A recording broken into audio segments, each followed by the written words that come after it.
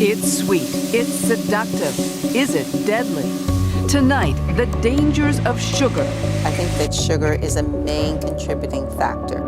Serious new warnings from serious people. The more I learn about it, the more it scares me. Also tonight, what the sugar industry has tried to hide. Strategies that I thought the tobacco companies made up back in the 50s, actually some of those the sugar people had done even before that.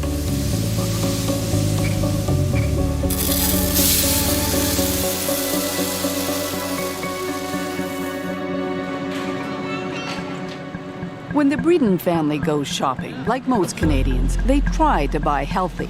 Let's go. But like most Canadians, they don't always succeed. They're busy. Meals have to be quick. And then there's keeping the kids happy. It's either Lucky Charms or the mini wheats of chocolate. No, I want a Lucky ones. Okay, Lucky Charms? Okay.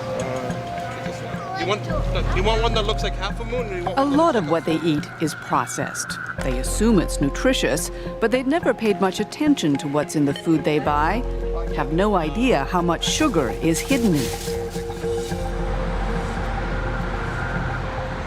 All right, guys, so I want you to just kind of start by telling me a little bit about some of the groceries that you got today and where they Registered come from. dietitian Jacqueline Pritchard is about to help them figure it out. Have you guys ever taken a look at any of the nutrition labels or really paid The attention label to on kind this of what the Nesquik boxes cereal say? says there are 10 grams of sugar in 3/4 of a cup. But whoever eats just 3/4 of a cup? Just check the ingredients now. But how many of those would go into your bowl to make up your bowl of cereal? For me, I'd say probably like eight or 9. Okay. 11. That's a lot of cereal. And as Jonathan Breeden is about to find out, an awful lot of added sugar. So in your serving of cereal, of about 8 of these servings, Yeah. you're looking at about 20 teaspoons of sugar added Yeah, of that's- non-nutritional value. That's a lot. Yeah. So let's start at the beginning. What do we mean when we say sugar? Well, whether it's the white stuff that you bake with or the brown stuff that you sprinkle on your oatmeal, whether it's honey, molasses, syrup, maybe the high fructose corn syrup you've heard of, there's a lot of that in things like pop. Chemically, it's all pretty much the same thing, and we do consume a lot. On average, in this country, 26 teaspoons of sugar per person per day. That's 40 kilos a year, the equivalent of 20 bags. It's what sweetens the products and spikes the profits of some of the most powerful and familiar companies in the world. The food industry is one of the biggest manufacturers in North America, nearly $1 trillion in sales every year. And it couldn't do it without sugar.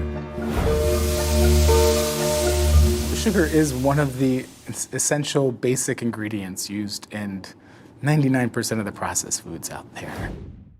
Former industry executive Bruce Bradley has worked for some of North America's biggest food companies. It's something that can drive a lot of taste in the products and a lot of appeal for consumers. So it's one of the basic building blocks. And make no mistake, the amount of sugar in our food is no accident. The food industry goes to great lengths to figure out what makes us crave a product, the exact combination of ingredients it calls the bliss point. You know, everybody asks, what is the bliss point? Dr. Howard Moskowitz. He's a longtime food industry consultant known as Dr. Bliss. The best way I can do it is to give you an example. Do you drink coffee with sugar or with milk? With milk? So if you add more and more milk, you like it more and more, up to a certain point where you like it the most. And then add a little bit more milk and you say, oh, it's too milky, and my gosh. And add a lot more milk and it's horrid. So it's Goldilocks. It's the middle, it's the best one. It's the level where you like that product the most. A Harvard-trained mathematician, Moskowitz uses models to test people's reactions to different versions of a product. Once he's found the bliss point, the product hits the shelves. From soda pop to spaghetti sauce, his magic makes money. Everybody wants to sell just a bit more. How do you get that immediate increase in acceptance? Those in the know realize you can add a little sugar. A little. The first thing to know is that 4 grams of sugar is 1 teaspoon. So with that in mind, let's look at some products. It's no surprise Coca-Cola has a lot of sugar. 40 grams a can, that's 10 teaspoons. But much of the sugar we eat is hidden in foods we don't necessarily think of as sweet. This oatmeal, 3 3/4 teaspoons of sugar a bowl. This vanilla-flavored yogurt, nearly 5 teaspoons in just half a cup. You can find sugar added to bread, soup, all kinds of condiments, hot dogs. This chicken dinner, labeled healthy choice, has 5.5 teaspoons of sugar in every serving. Is this the result?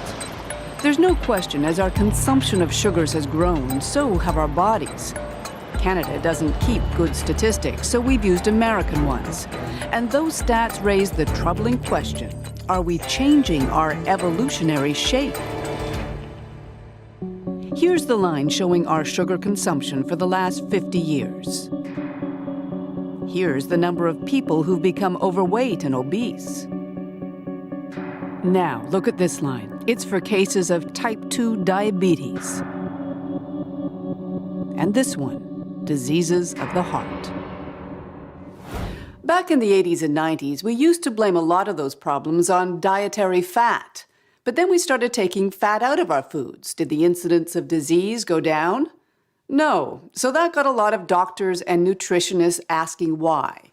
The answer, according to an increasingly vocal group, is sugar.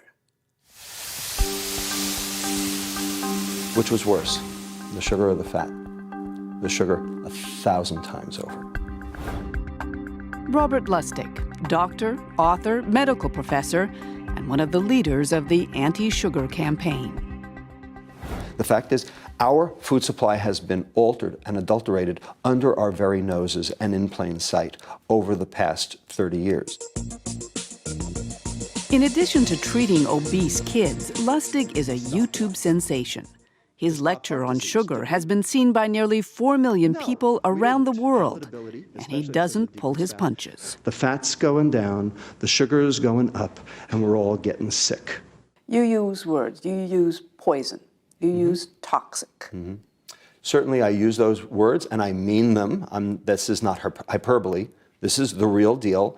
Everyone thinks that the bad effects of sugar are because sugar has empty calories. What I'm saying is, no, actually, there are lots of things that do have empty calories that are not necessarily poisons. Poisonous, he says, because of what too much sugar does in our body. So let's take a look at that. Sugar is made up of 2 molecules, one called glucose, here in blue, the other fructose, in red. When they separate in our gut, the glucose circulates throughout our body, feeding our muscles and our brain. But the fructose goes right to our liver, and it's in the liver where all kinds of problems begin. When you metabolize fructose in excess, your liver has no choice but to turn that energy into liver fat. And that liver fat then causes all of the downstream metabolic diseases. We'll tell you more about those diseases in a moment. But first, let's talk about your brain. Too much fructose, says Lustig, shuts down the part of your brain that tells you when you're full. It doesn't get registered by the brain as you're having eaten. So if you take a kid and prep him with a soft drink and then let him loose at the fast food restaurant, does he eat less or does he eat more? Turns out he eats more. I think there's a long way to go before the literature is sorted out. Phyllis Tanaka speaks for the biggest food companies in Canada. She doesn't buy Dr. Lustig's theories and doesn't think consumers should either.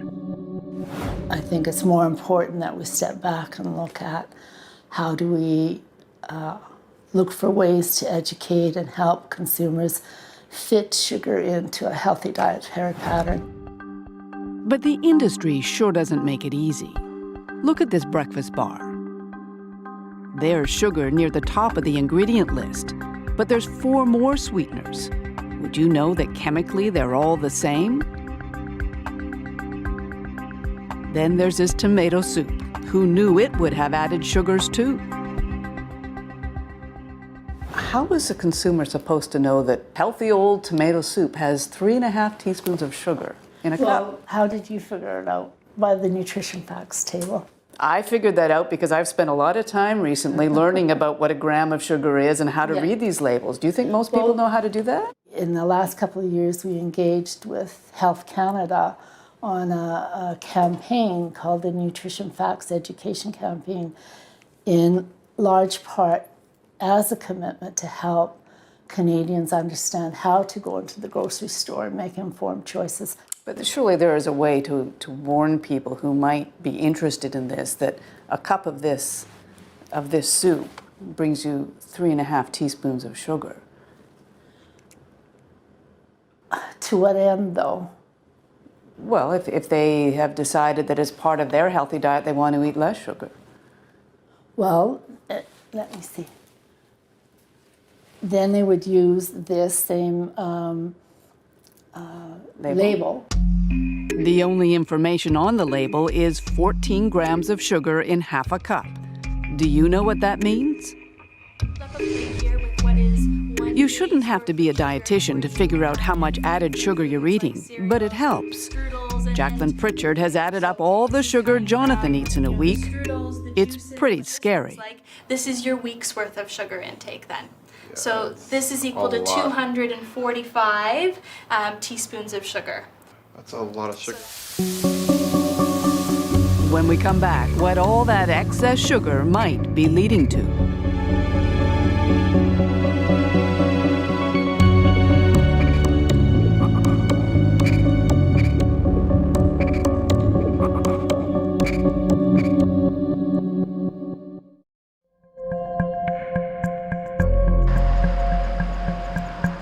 At 2 grams of sugar. Having discovered just how much sugar is in their food, the Breeden family is on a purge. Okay, the Kraft Zesty Italian has the 1 gram of sugar in this one. They're still surprised at the kinds of products that contain sugar. But they're also determined. All of it, out it goes. Of course, they still have to eat.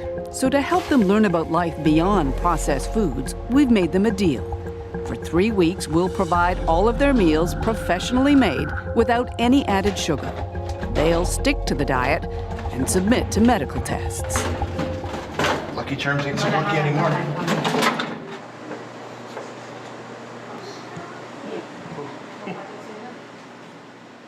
They're only in their mid-20s, but according to medical standards, both Jonathan and Anna are technically obese.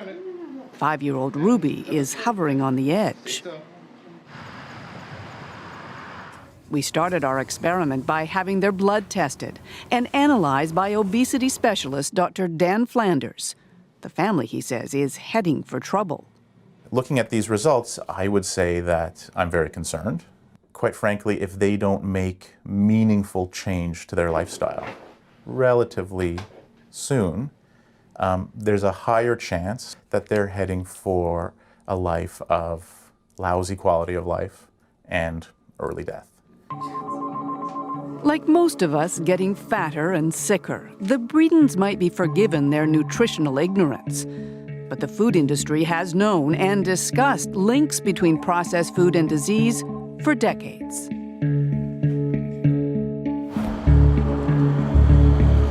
It was Minneapolis, 1999. Obesity was only an emerging problem back then when the heads of America's biggest food companies arrived for a rare meeting.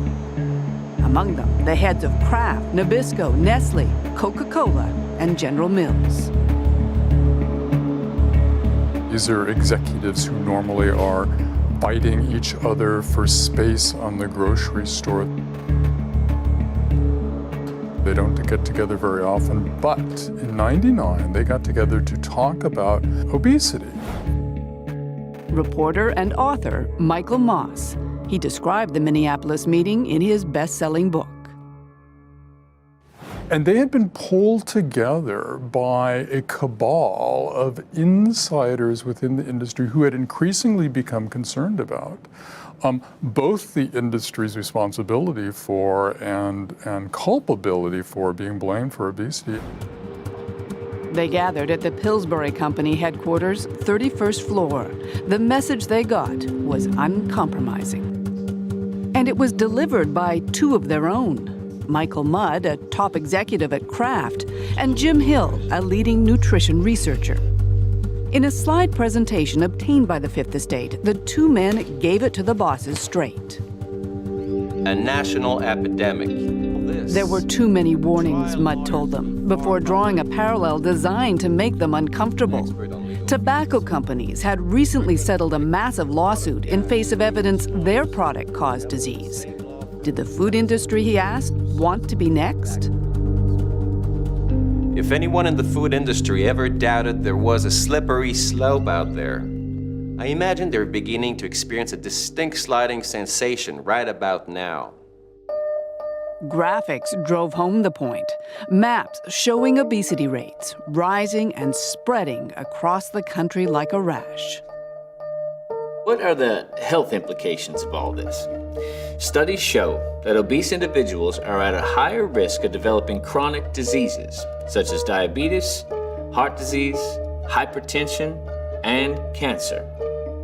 Topping the list of contributing factors, the ubiquity of inexpensive, good-tasting, supersized, energy-dense foods. In other words, the very foods the CEOs were in charge of selling. The two men were hoping for money to study the link between food and obesity. Instead, they got a tongue lashing, starting with Stephen Sanger, the head of General Mills. He was rather furious at Mudd for bringing this to them and blaming them for this. And his defense was, look, we already offer consumers a choice. If they want low-fat this or low-sugar that, we have those products in the grocery store. We feel we're already being responsible both to consumers from a health perspective, but also to Wall Street. In other words, they didn't want to know. Now, it's one thing to silence troublesome voices in their own companies. Michael Mudd eventually left the food industry out of frustration. But the people who profit from sugar have proven themselves very adept at crushing dissenting voices everywhere, including in the halls of science.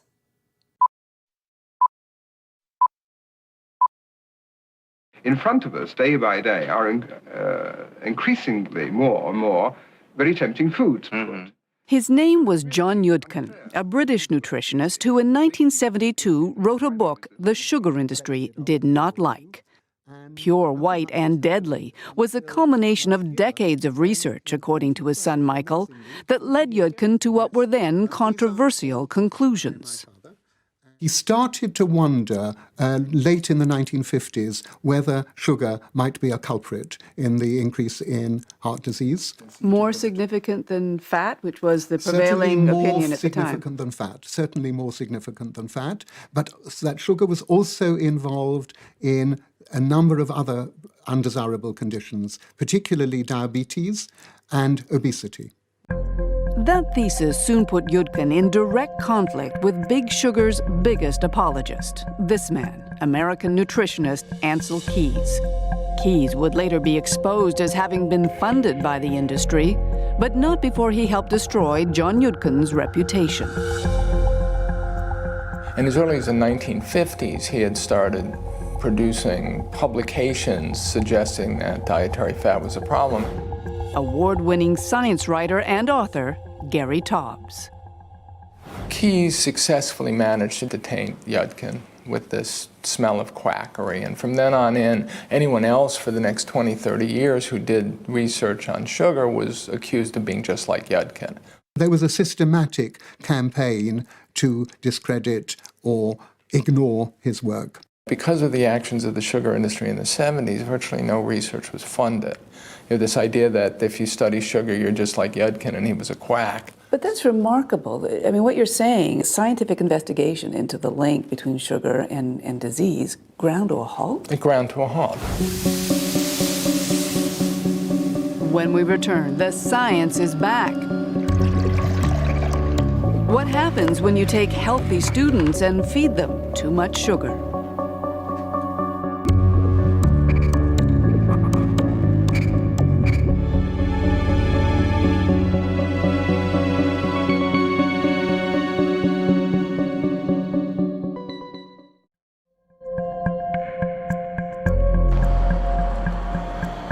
It's week 1 of the Fit the State Sugar Challenge. Just looking at recipes that actually help reduce the sugar in your diets. And the Breedens are getting a cooking lesson. Chef James Smith is teaching that real food, all the fruits and vegetables and grains of a healthy diet, can also be fast and delicious without any added sugar at all. They use specific ingredients that will change up and lower the sugar and lower the processed foods in your diet. And that may prove a good thing because after decades of silence, there's new scientific research linking sugar to all kinds of chronic disease.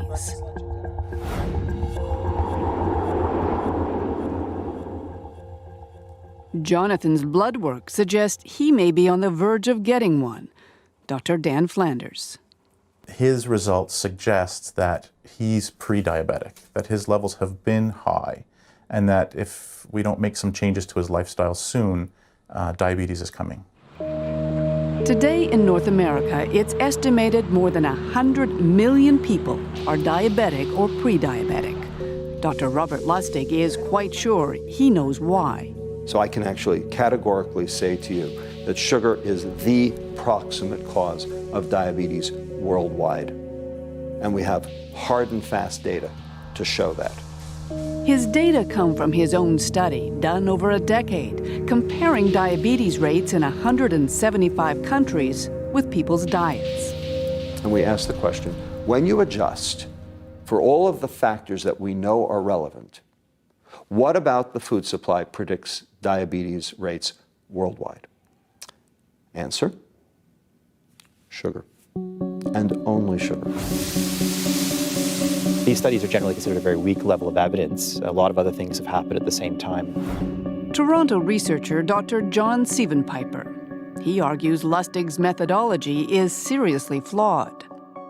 Methodologists would tell you there's a lot of potential bias. And I could give you one example. Over the same time as sugar has gone up, so has bottled water. But there's no real biological plausibility in the link between bottled water and overweight and obesity. So it's not, I don't think, a sound finding. But we have to be careful in putting too much of the biological plausibility and wanting to believe patterns that we see. His point is it's hard to know what causes disease, and ethically you can't induce it to find out. But you can test for markers, warning signs that disease may be coming. And that's what they're doing here at the University of California at Davis.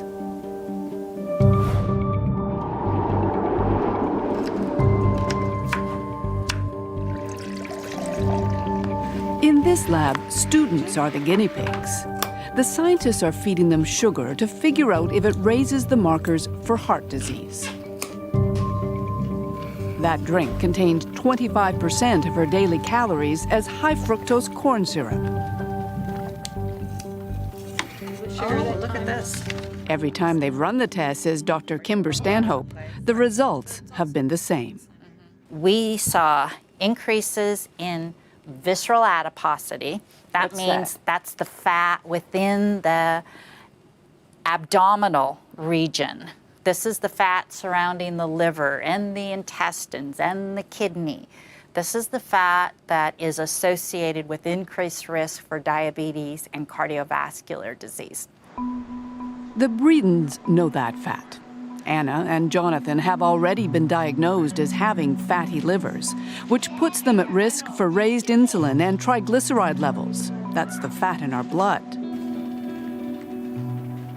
When Dr. Stanhope tested the blood of her college guinea pigs, healthy kids with healthy livers, she was shocked by how quickly they saw problems.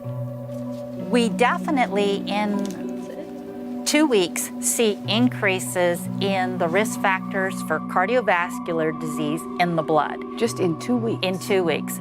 But those kinds of studies don't impress everyone. After surveying a number of studies, including Dr. Stanhope's, that look at sugar and heart disease, John Siebenpiper sees no reason for alarm.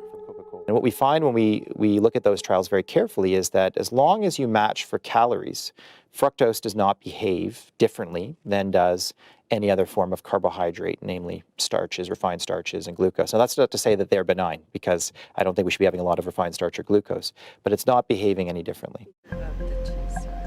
Stanhope can't speak to the other studies, but she says she tested for all kinds of things, and it was only the fructose that caused the problems. If I had results as strong with regard to a food additive, a brand new food additive, and then I started producing these results, that additive would get pulled pretty quickly. That's how strong these results are? I think they are. In the world of cancer research, Lewis Cantley is a rock star.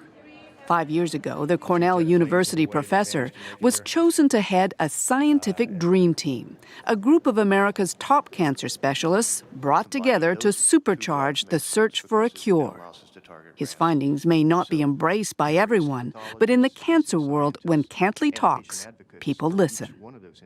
Let me ask then, do you believe that sugar consumption causes cancer? Yes, I think that eating too much sugar can definitely increase the probability of cancer and also make the outcome of people who already have cancer worse. So how? Well, let's review what sugar's made of. 1 molecule glucose and 1 fructose. We know that when there's too much fructose in the liver, it sets off a chain reaction. The pancreas produces more insulin. What Cantley now believes is that excess insulin changes cancer tumors, telling them to gobble up the glucose. What we're now learning is that some of the cancers, particularly those cancers that correlate with obesity and diabetes, often have insulin receptor on the cancer cell. The tumor, by expressing the insulin receptor, tricks the glucose into going into the tumor rather than the muscle and fat. And as a consequence, the tumor can use that glucose as a fuel to grow. So if sugar can fuel existing tumors and make them grow, can it also cause tumors to form in the first place? The science on that isn't as clear yet, but Cantley's taking no chances. It scares me, yes. I think if definitely, for example, I'll eat fruit. Fruit has sugar in it, obviously. But if I can avoid any sugar at all in any drinks that I drink or foods, I try to avoid processed foods because it's hard to find one that doesn't have sugar in it. I certainly avoid sugar when I can.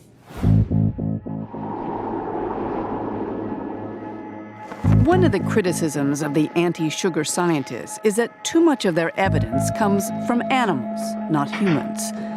That said, here at Brown University in Rhode Island, they're doing studies they think should make a lot of humans nervous. This rat is perfectly healthy. Put him in a vat of water and he finds his way to safety every time. 5.2. Now, look at this guy.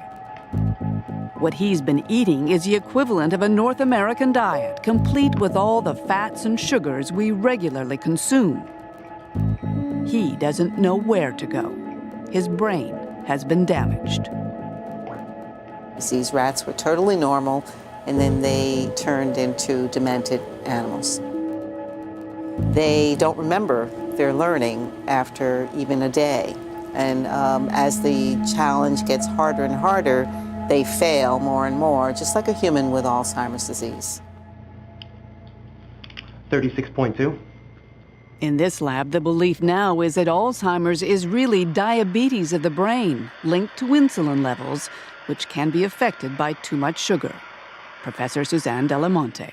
Insulin resistance, we now know, can occur in any organ. It can occur in the muscles, that's what diabetes is. It can occur in the liver, that causes fatty liver disease. It can occur in the ovaries, that's polycystic ovary disease. And it can occur in the brain, and we think that's Alzheimer's. Now, it's important to remember that none of this research represents the scientific mainstream. The case against sugar has not been proven. Associations on both sides of the border for Alzheimer's, cancer, diabetes, including Health Canada and the FDA, they all know about this research, and yet none of them is warning about links between sugar and disease. But there is one important group that is raising the alarm. The American Heart Association now recommends that people cut back on added sugar dramatically. Women should have no more than 6 teaspoons a day, men 9. Don't forget the total sugar intake in this country per person is 26 teaspoons a day. And yet, the Canadian food industry remains unimpressed. We've talked to people who are quite convinced that there is a relationship, a correlation between sugar and diabetes and heart disease, cancer, dementia. What happens if those people are right? At this point in time, I'm comfortable saying that the science just isn't there to support a role in chronic disease. When we come back, government goes on the attack. If your kids drink 1 bottle of soda a day, they're eating the equivalent of 50 pounds of sugar a year. The equivalent of 50 pounds of sugar from just 1 soda a day. And Big Sugar strikes back. Everywhere you turn, somebody is telling us what we can't eat.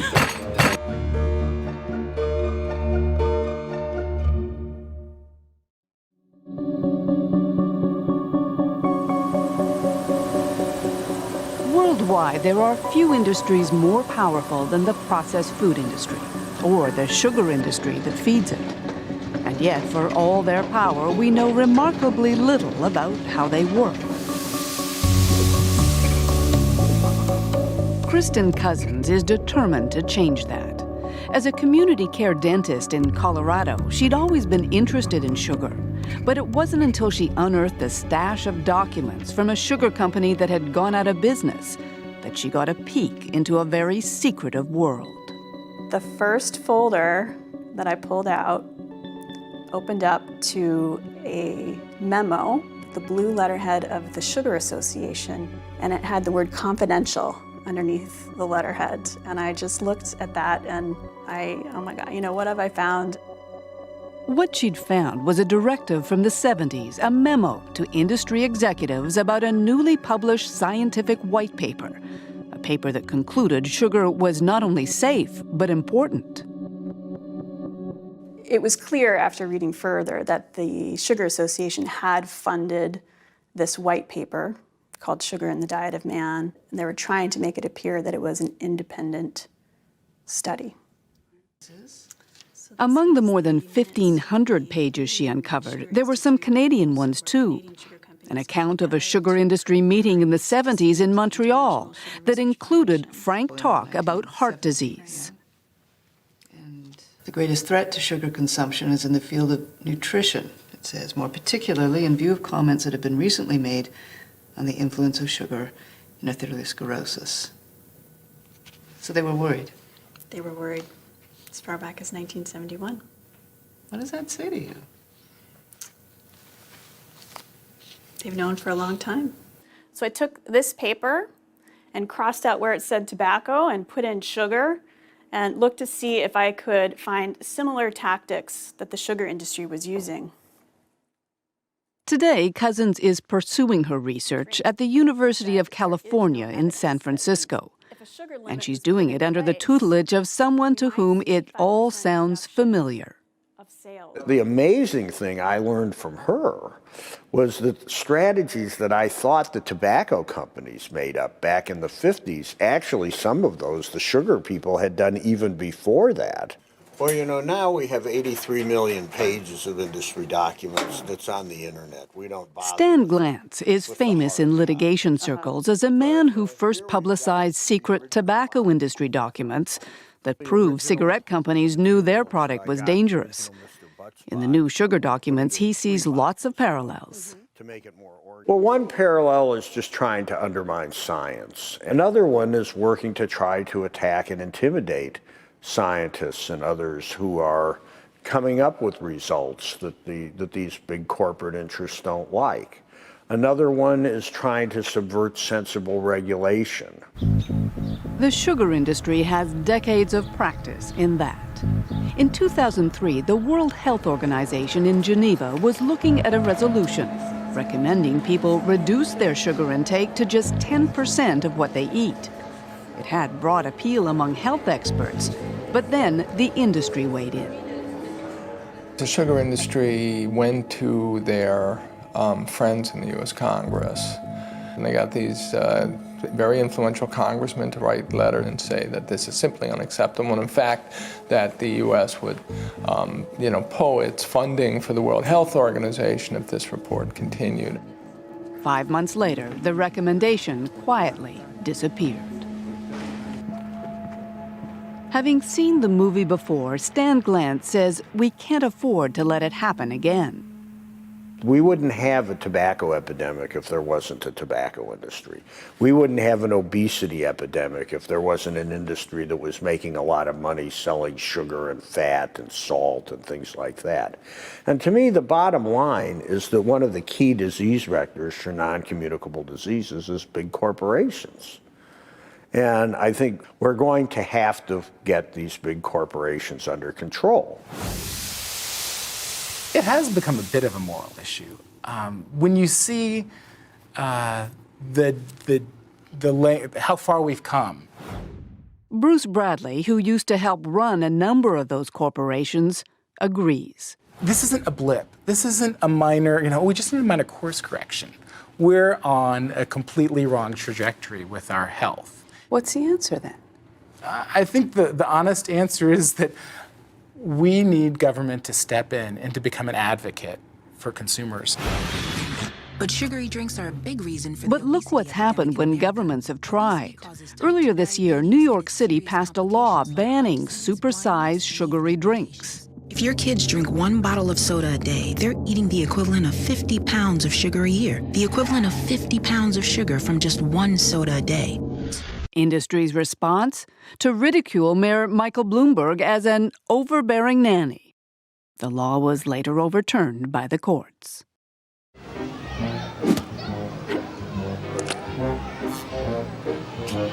Everywhere you turn, somebody is telling us what we can't eat. But advocates keep on trying. 2 weeks ago in Washington, congressmen calling on the government to help consumers by demanding better labels, and at the very least recommending a daily limit for how much sugar is safe. In Canada and the US, those limits exist for other ingredients like fat and sodium. Manufacturers must say what percentage of the recommended daily limit their product contains. But next to sugar, nothing. Would your association, representing the big food manufacturers in this country, would they accept an upper limit of how much sugar Canadians should be eating? That's kind of hypothetical because people are putting on the table saying this is one way to, if you want to curb the amount of sugar people are eating, this is one way to start doing that. I think the industry actually has responded to the need for a diverse supply of foods out in the retail marketplace. Across our portfolio of more than 650 beverages, we now offer over 180 low and no-calorie choices. And most of our Today, even Coca-Cola, the world's largest sugar user, knows it can't ignore the health debate anymore. We'd like people to come together on something that concerns all of us: obesity. Coca-Cola and everything. But the bottom line hasn't changed. If you're getting sick from what you eat, it's your fault. For people to blame the consumer, to blame the victim in all of this, just as the tobacco companies blame the 12-year-olds they go out and addict, it's just not fair because people aren't given the information that they need if they're trying to make a good choice. As with tobacco, at some point it will all come down to lives and to dollars. The reckoning, warns Dr. Lustig, is coming. The bottom line, there will be no money left by the year 2026 for anything else because diabetes will have chewed through all of the healthcare dollars. There will be no health care in 13 years here in America if we do nothing. And I'm sure Canada is right behind. For 3 weeks, the Bredens have been eating the food we've supplied. How much steak do you want, Anna? They're still eating the kinds of food they like, as much as they like. The only difference, none of it's processed and none has added sugar. Okay, well then eat some of mine because it's not too hot. So, has it made a difference? The moment of truth. In 3 weeks, Jonathan lost 1.5 inches around his waist, 8.5 pounds. Yeah. Anna's weight is down too, and her waist, where all that dangerous fat can accumulate, is down by 5 inches. Hello. And what effect did all that have on their blood work? I'm Dr. Flanders. Nice to meet you. Metabolism. Okay, so Jonathan, I'm glad to say that there's some real signs of things improving. If we have a look at your cholesterol level, it's actually gone down by 10%, which is fabulous.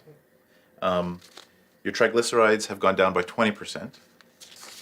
Okay, so Anna... Her results are equally good. And while our 3-week experiment is far from scientific proof of anything, Dr. Flanders is pleased. Could improve your health in the long run. So this is some evidence that the changes that you've made to your eating are helping to make your body happier, healthier. This is fantastic news. This is really great. Well, when we first started the project, I thought the change would be like really little, that I wouldn't see anything. But to see how dramatically it's changed means to me that like it's really good.